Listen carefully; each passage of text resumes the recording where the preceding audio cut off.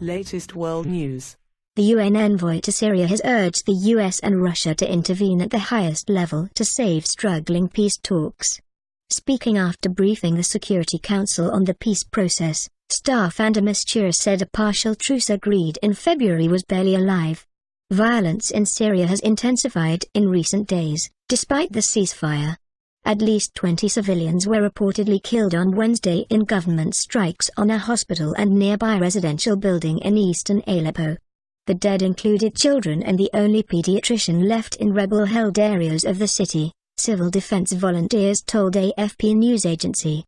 The upsurge in fighting in Syria's largest city comes amid reports that government forces, backed by Russian air power, are gearing up for a major offensive. The escalation has threatened to derail the UN-brokered peace talks, which resumed last month.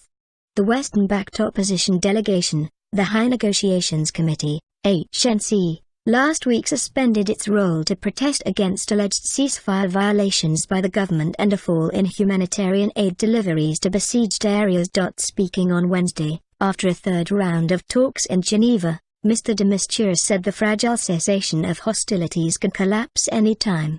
He said that over the past 48 hours an average of 1 Syrian had been killed every 25 minutes and 1 wounded every 13 minutes.